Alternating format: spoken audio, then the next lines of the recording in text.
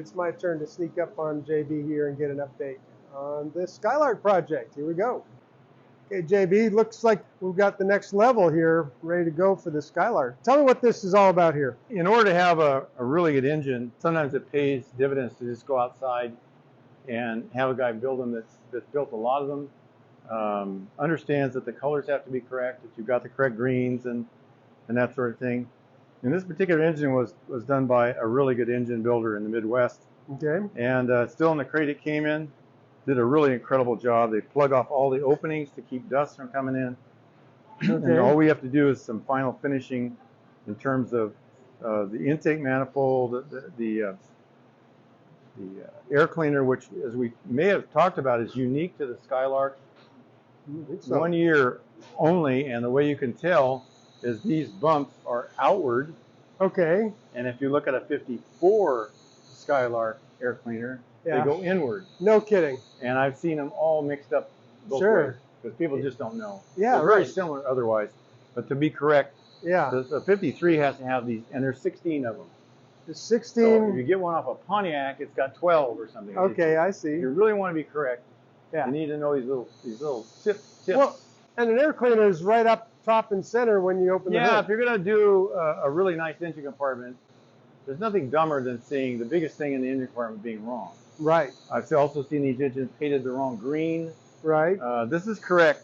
That green is kind of a moss green, and it's got to be correct or it's just not correct. So one of my questions is, where in the world did you find a buildable block to match up for a Skylark? Well, we were fortunate because this car came with a block that was usable, and it also had the intake manifold, which of course is what distinguishes a Skylark and or a Roadmaster from a Super.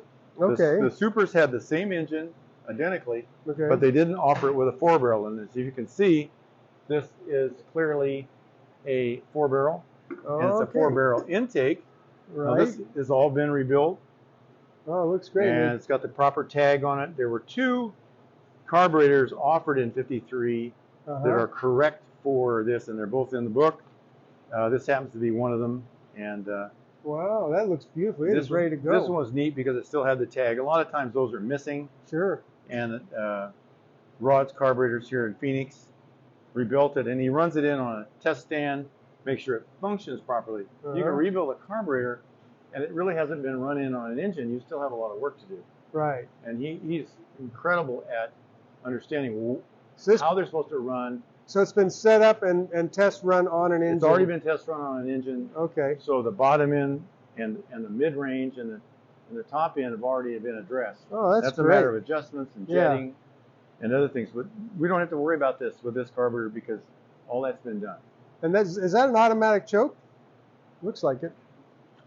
Yes. I'm thinking this is exactly. Yeah. When you see this big plastic thing, that means on it. I mean, that's not a given in 53. Well, it's Buick was always ahead of the curve, especially at General Motors and most of the world, frankly. I mean, Buick prided themselves on their engineering department, and racing they're a big part of their lifestyle. So as far as advancements were concerned, they were always trying to advance the curve of automotive engineering, and of course they had the first automatic in 1937, which was very unusual for the period.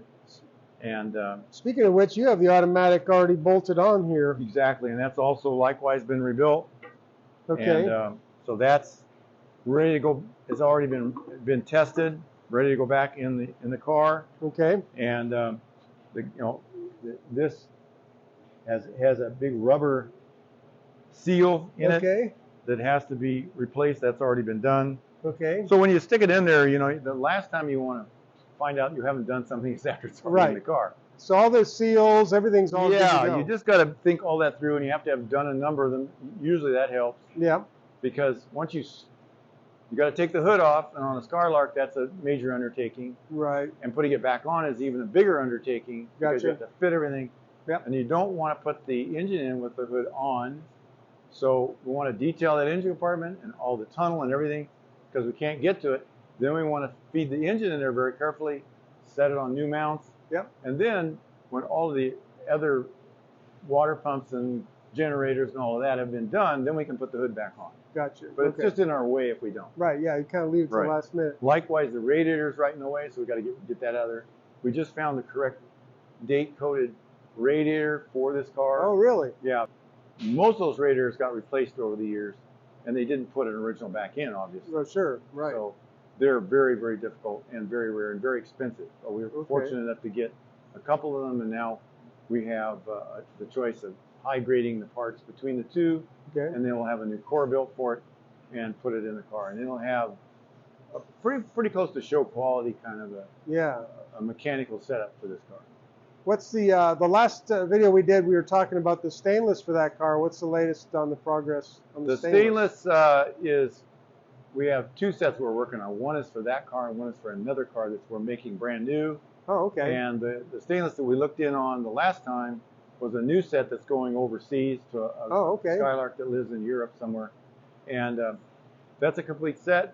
So we're fortunate because we don't have any old and new that you're trying to compare. Everything is new. Everything has the proper curvature to it, which is very difficult, as we talked about.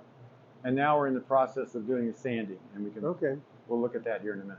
Okay, let's do that. All right, so there's a lot of pieces to keep track of here. Yes. Obviously, a lot. Yeah, Skylarks, especially because of the era, in the 50s, the old joke was they put the chrome on with a snow shovel, you know.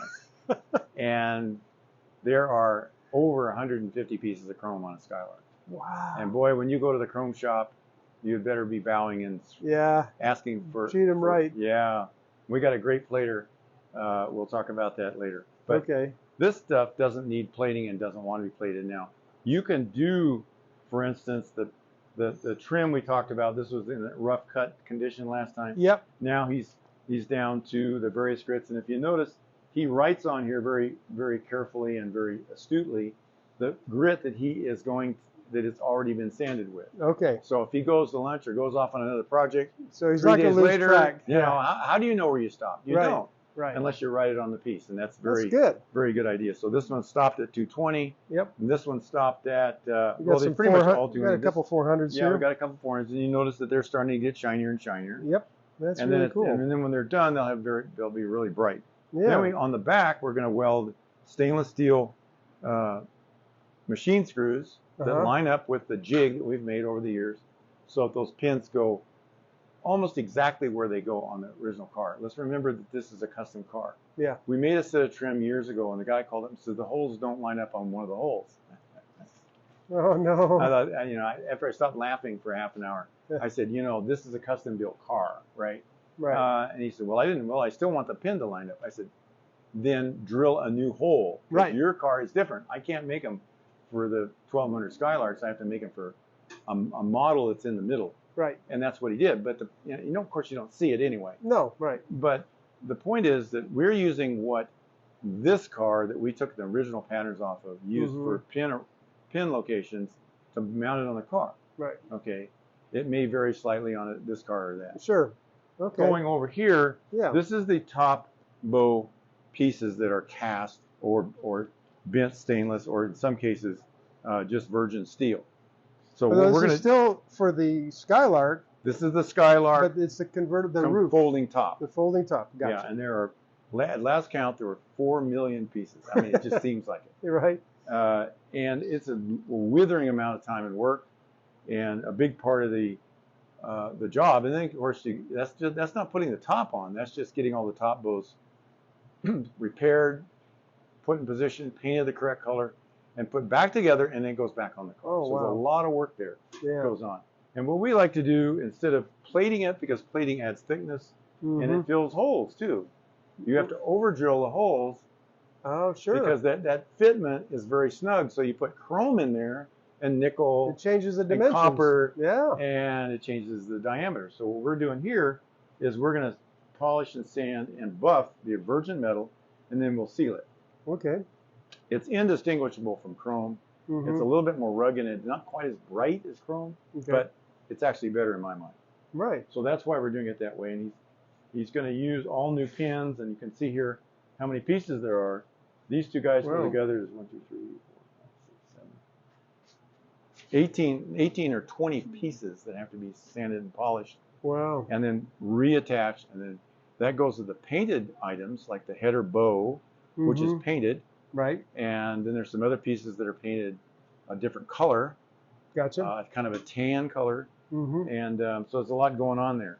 Yeah. And we have 2 or 3 Skylark tops that we can draw on for parts if we're missing something. Or we also get to go look at a complete top when we forget how the hell these things go together again. Okay. Right. Because I mean, this is mind-numbing. If because this takes sometimes as much as a year.